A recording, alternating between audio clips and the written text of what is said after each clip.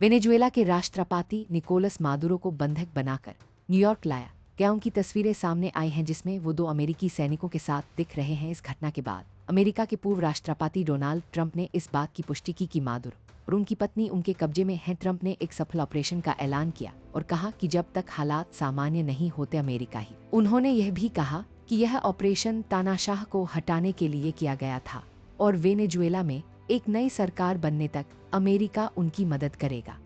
Trump ने America की प्रशंसा की कहते हुए कि अमेरिका ने जो कुछ किया वो कोई और नहीं कर सकता। मादुरो को तानाशाह और आतंकवादी बताते हुए ट्रंप ने कहा कि लोग अब आजाद हैं। यह एक चेतावनी है उन सभी के लिए जो अमेरिकी समृद्धि को खतरे में डालेंगे या अमेरिकियों की जान को खतरे में डालेंगे। उन्होंने मादुरो पर आरोप लगाया कि वह अमेरिका में ड्रग्स भेजने में शामिल। वेनेजुएला पर अमेरिकी हमले के बाद कई स्थानों पर एयर स्ट्राइक की गई। कराकस में अमेरिकी हवाई हमले हुए जहां डेल्टा फोर्स ने यूएस आर्मी के हेलीकॉप्टरों से फायरिंग की। अमेरिका ने वेनेजुएला के 6 मिलिट्री बेसिस पर ताबड़तोड़ हमला किया जिसमें एयरबेस, डिफेंस हेडक्वार्टर और ऑयल रिफाइनरी शामिल थे। इस हमले के बाद वेनेजुएला ने इमरजेंसी का ऐलान किया और राजधानी में टैंक घूमते नजर आए। लोग दहशत में इधर उधर भागते दिखे। वेनेजुएला की उपराष्ट्रपति डेल्सी रिक्स ने मादुरो की तुरंत रिहाई की मांग की। उन्होंने कहा कि मादुरो ही देश के वैध राष्ट्रपति हैं। एक दिन पहले ही मादुरो ने अमेरिका से बातचीत के संकेत दिए थे, कहते हुए कि वो ड्रग तस्करी रोकने के लिए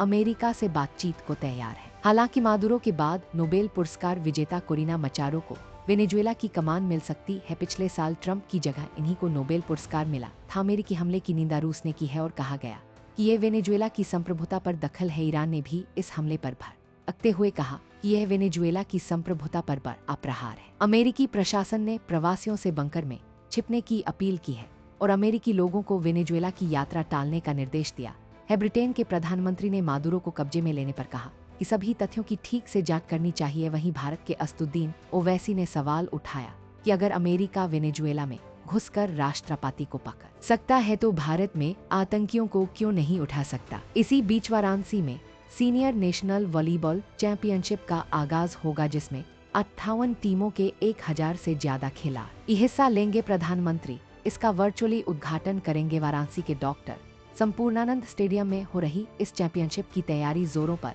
है। मुख्यमंत्री योगी आदित्यनाथ ने भी काशी की विकास परियोजनाओं की समीक्षा की और जरूरतमंदों के लिए किए गए इंतजामों का निरीक्षण किया। लखनऊ में लोक गायिका नेहा सिंह राठौर को थाने में अपना बयान दर्ज कराने में दिक्कत हुई। हजरतगंज महिला थाने से शाम होने की वजह से वह बैरंग लौटी। वहीं इंदौर में जहरीले पानी से 15 लोगों की मौत हो गई है और 1500 से ज्यादा लोग बीमार हैं। लोग न्याय की मांग करते हुए सड़कों पर उतरे। आरजेडी सांसद मनोज झा ने कहा कि हम हादसों का देश बनते जा रहे हैं जबकि आम लोगों की जिंदगी का कोई महत्व नहीं है। गुजरात के गांधीनगर में भी दूषित पानी का कहर देखने को मिला जहां 100 से ज्यादा लोग अस्पताल में भर्ती हैं। केंद्रीय मंत्री अमित शाह आज तमिलनाडु के दौरे पर रहेंगे जबकि महाराष्ट्र के सीएम देवेंद्र फडणवीस चंद्रपुर और अमरावती के दौरे पर रहेंगे। वहीं टीएमसी के सांसद मौसम नूर कांग्रेस में शामिल हो गए हैं जो टीएमसी को बड़ा झटका है। दिल्ली में कड़ाके की ठंड और शीतलहर का असर जनजीवन पर पड़ा है। लोगों को रहन बसेरों में रहने के लिए सहारा दिया जा रहा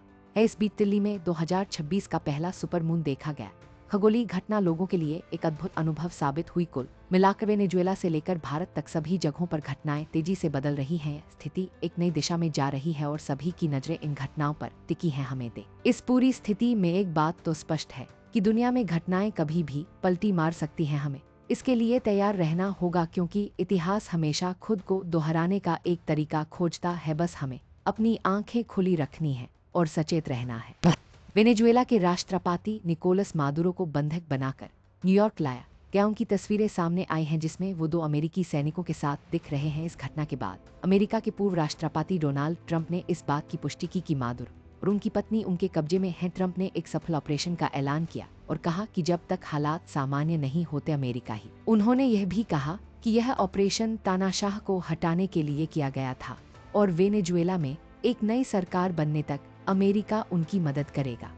ट्रंप ने अमेरिका की प्रशंसा की कहते हुए कि अमेरिका ने जो कुछ किया वो कोई और नहीं कर सकता। मादुरो को तानाशाह और आतंकवादी बताते हुए ट्रंप ने कहा कि लोग अब आजाद हैं। यह एक चेतावनी है उन सभी के लिए जो अमेरिकी समृद्धि को खतरे में डालेंगे या अमेरिकियों की जान को खतरे में डालेंगे। उन्होंने मादुरो पर आरोप लगाया कि वह अमेरिका में ड्रग्स भेजने में शामिल। वेनेजुएला पर अमेरिकी हमले के बाद कई स्थानों पर एयर स्ट्राइक की गई कराकस में अमेरिकी हवाई हमले हुए, जहां डेल्टा फोर्स ने यूएस आर्मी के हेलीकॉप्टरों से फायरिंग की। अमेरिका ने वेनेजुएला के 6 मिलिट्री बेसिस पर ताबड़तोड़ हमला किया, जिसमें एयरबेस, डिफेंस हेडक्वार्टर और ऑयल रिफाइनरी शामिल थे। इस हमले के बाद वेनेजुएला ने इमरजेंसी का ऐलान किया और राजधानी में टैंक घूमते नजर आए लोग दहशत में इधर-उधर भागते दिखे।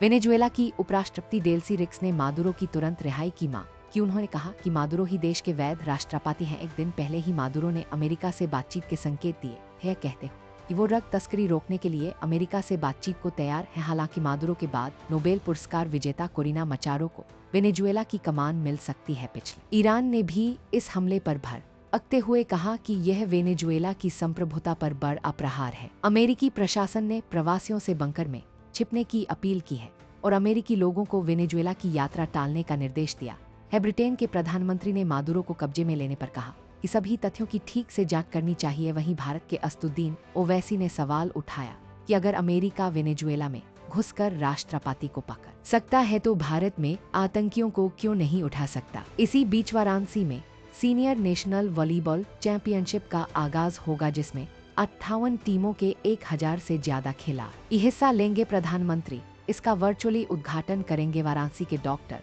संपूर्णानंद स्टेडियम में हो रही इस चैंपियनशिप की तैयारी जोरों पर है। मुख्यमंत्री योगी आदित्यनाथ ने भी काशी की विकास परियोजनाओं की समीक्षा की और जरूरतमंदों के लिए किए गए इंतजामों का निरीक्षण किया। लखनऊ में लोक गायिका नेहा सिंह राठौर को थाने में अपना बयान दर्ज कराने में दिक्कत हुई। हजरतगंज महिला थाने से शाम होने की वजह से वह बैरंग लौटी। वहीं इंदौर में जहरीले पानी से 15 लोगों की मौत हो गई है और 1500 से ज्यादा लोग बीमार हैं। लोग न्याय की मांग करते हुए सड़कों पर उतरे। आरजेडी सांसद मनोज झा ने कहा कि हम हादसों का देश बनते जा रहे हैं, जबकि आम लोगों की जिंदगी का कोई महत्व नहीं है। गुजरात के गांधीनगर में भी दूषित पानी का कहर देखने को मिला, जहां 100 से ज्यादा लोग अस्पताल में भर्ती हैं। केंद्रीय मंत्री अमित शाह आज तमिलनाडु के दौरे पर रहेंगे, जबकि महाराष्ट्र के सीएम देवेंद्र फडणवीस चंद्रपुर और अमरावती के दौरे पर रहेंगे। वहीं टीएमसी के सांसद मौसम नूर कांग्रेस में शामिल हो गए हैं, जो टीएमसी को बड़ा झटका है। दिल्ली में कड़ाके की ठंड और शीतलहर का असर जनजीवन पर पड़ा है। लोगों को रहन बसेरों में रहने के लिए सहारा दिया जा रहा है। इस बीच दिल्ली में 2026 का पहला सुपरमून देखा गया। खगोलीय घटना लोगों के लिए एक अद्भुत अनुभव साबित हुई। कुल मिलाकर वेनेजुएला से लेकर भारत तक सभी जगहों पर घटनाएं तेजी से बदल रही हैं। स्थिति एक नई दिशा में जा रही है और सभी की नजरें इन घटनाओं पर टिकी हैं। हमें इस पूरी स्थिति में एक बात तो स्पष्ट है कि दुनिया में घटनाएं कभी भी पलटी मार सकती हैं। हमें इसके लिए तैयार रहना होगा, क्योंकि इतिहास हमेशा खुद को दोहराने का एक तरीका खोजता है। बस हमें अपनी आंखें खुली रखनी है और सचेत रहना है। जैसे जैसे घटनाएं विकसित हो रही हैं, वैश्विक समुदाय की प्रतिक्रिया भी तेजी से बदल रही है। अमेरिका ने अपने सहयोगियों से समर्थन मांगा है, जबकि रूस और चीन ने अमेरिका के इस कदम की निंदा की है। वैश्विक मंचों पर इस मुद्दे पर बहसें हो रही हैं और कई देशों ने वेनेजुएला के लोगों के प्रति सहानुभूति प्रकट की है। इस बीच मादुरो की गिरफ्तारी के बाद वेनेजुएला में राजनीतिक अस्थिरता बढ़ गई है। विपक्षी दलों ने इस मौके का फायदा उठाने का प्रयास किया है, लेकिन सरकार और सेना ने स्थिति को नियंत्रण में रखने की कोशिश की है। वेनेजुएला के लोग अब अपने भविष्य के प्रति अनिश्चितता महसूस कर रहे हैं। कई लोग देश छोड़ने का विचार कर रहे हैं, जबकि कुछ लोग अपने अधिकारों के लिए सड़कों पर उतरे हैं। वेनेजुएला के पड़ोसी देशों ने भी इस स्थिति पर चिंता व्यक्त की है। कोलंबिया और ब्राजील ने अपने सीमाओं पर सुरक्षा बढ़ा दी है और प्रवासियों की संख्या में वृद्धि को देखते हुए तैयार रहने की बात कही है। कई मानवाधिकार संगठन भी इस स्थिति पर नजर बनाए हुए हैं और वेनेजुएला के लोगों के लिए सहायता की मांग कर रहे हैं। भारत में भी इस मामले पर चर्चा चल रही है। राजनीतिक दलों के नेताओं ने इस घटनाक्रम पर अपनी अपनी राय रखी है। कुछ नेताओं ने इसे अमेरिका की साम्राज्यवादी नीति का उदाहरण बताया है, जबकि कुछ ने इसे अंतर्राष्ट्रीय राजनीति में एक नया मोड़ माना है। वेनेजुएला के लोग इस संकट में एकजुट हो रहे हैं और कई सामाजिक संगठनों ने सहायता अभियान शुरू किया है। वेनेजुएला के नागरिक अब अपने अधिकारों के लिए लड़ने का संकल्प ले रहे हैं। वे जानते हैं कि यह समय चुप रहने का नहीं है, बल्कि उठ खड़े होने का है। अंतर्राष्ट्रीय समुदाय भी इस स्थिति पर ध्यान दे रहा है। संयुक्त राष्ट्र ने एक आपात बैठक बुलाई है, जिसमें सभी सदस्य देशों से इस विषय पर चर्चा की जाएगी। क्या ये केवल एक सैन्य हस्तक्षेप है या इस घटना का वैश्विक राजनीति पर व्यापक प्रभाव पर एगायत देखना बाकी है। इसके अलावा अमेरिका के इस कदम ने वैश्विक अर्थव्यवस्था को भी प्रभावित किया है। बाजार में